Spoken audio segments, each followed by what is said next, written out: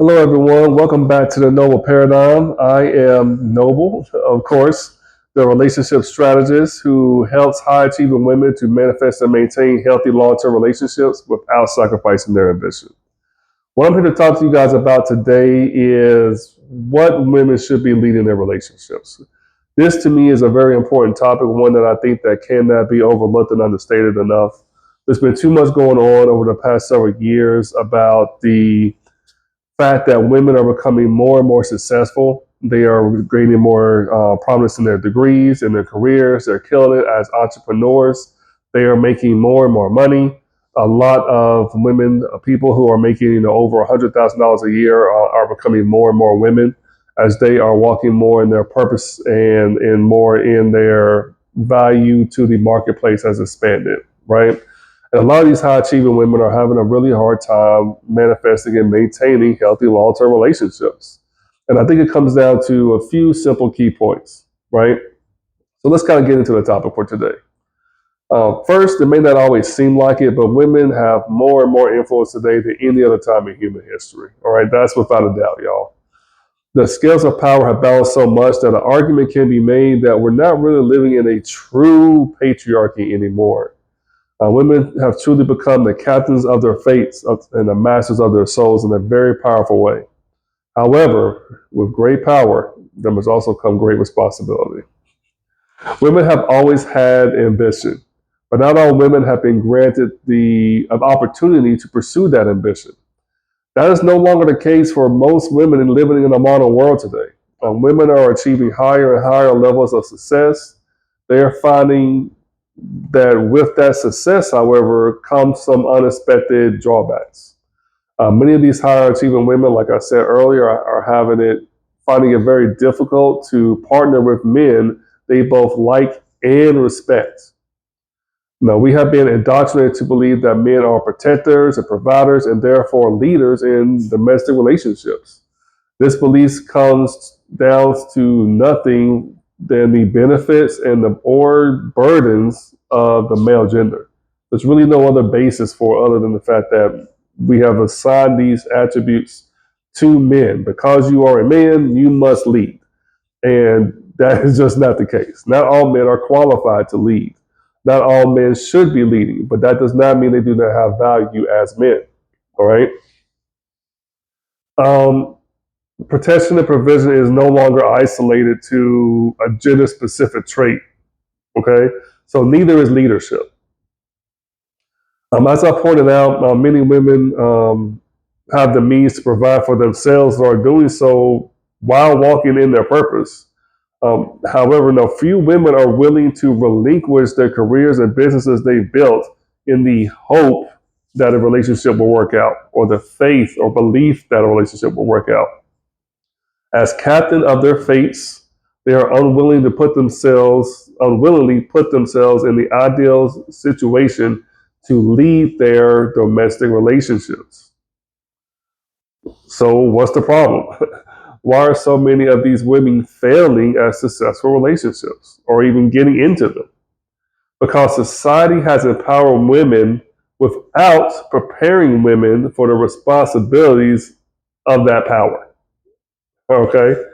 We haven't socialized women to share their resources with their spouses from a place of cultivated leadership in the same way a man would be expected to. Many women still hold the old adage, my money is my money and your money is my money. That mindset let alone with other tendencies that women tend to prefer hypergamy, causes women's ideal relationship to be at war with what their reality really gives them. Right?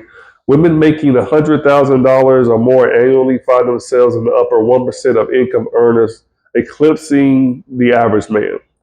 Hypergamy is no longer viable as a starting point for a healthy relationship unless you're willing to forego some of the drive you poured and pour that drive into your spouse. Okay? So again, with hypergamy, it just means that women tend to have the preference of dating on their level or above. They don't want somebody who they perceive as below them in the marketplace. They want somebody who's on their level and up. And when you're already, as a woman, at a certain level, especially in that 100K mark, anybody who's on your level or up is also going to be wanting somebody who's going to be pouring into them. And as a woman, traditionally, your role would be, if you're have a man who is a leader, you'll be pouring your energy into them and not your career. Most women, if you have your career, living in your purpose, love what you do, you're not going to want to take away from that to pour into someone else's goal who may not really be associated with you or yours. Are we understanding what's going on there? It 100% makes sense why this tends to happen. But however, this doesn't need to be the case where these women just don't find relationships. All right.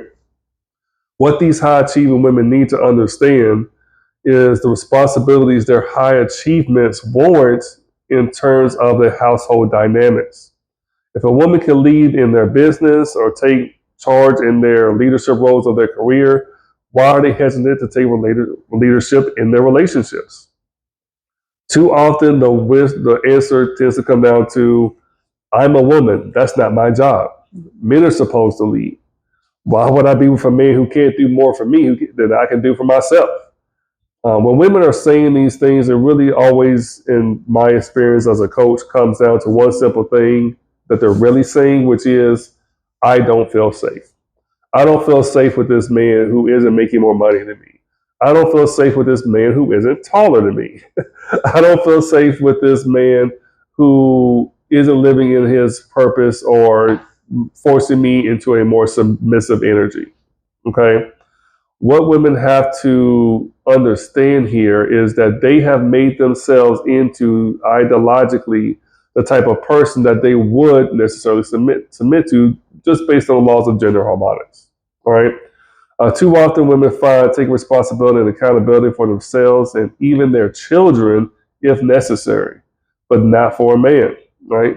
The main reason for this is that society has limited the value of men and masculine presence so much so that women can't even fathom another way a man could show up for them in a way to make them feel safe. They don't really understand any other aspects of value for male, masculine, cultivated presence other than strictly leadership. All right. And I'm here to tell you their men are just as vast and capable in terms of how they can love and show up for their families and for the women in their lives and for their children, other than just as providers and leaders, primarily. All right. Women have been conditioned to how men are supposed to show up for them. They aren't getting, career opportunities. Like, they aren't really getting the full benefits of what the laws of gender harmonics would allow. If you're a go-getter, entrepreneur type of woman, your ideal partner isn't going to be someone who is going to diminish you in your dreams. He's not going to be someone who is going to compete with you. He is going to be a man who is going to want to help you, provide for you in terms of emotional safety, protect you from physical harm and from overdoing things in your career and helping you stay on track. He's not going to show up for you as a typical man because you are not a typical woman. All right. So hopefully you found this information interesting or helpful in some degree or shape or form. If you don't mind, go ahead and hit the like and subscribe button. I'm trying to continue doing this. I really want to start spreading the philosophy that I have on what feminine leadership and what I consider to be chosen women, not alpha women, not modern women, chosen women. These are women that men tend to see you and your value. They see you for the entrepreneur and the brilliance that you have, and they are choosing to be a part of your life. They want to get on your page. They want to follow your direction, and they really want to support you and stand with you as a man and protect you and provide for you and love you and give you a strong sense of masculine presence as you walk through your journey, right? But I need these women to be able to see these men for who they are. So again, if you resonate with my message at all, again, please like and subscribe, and I hope to see you more in the next videos. All right, y'all. Peace.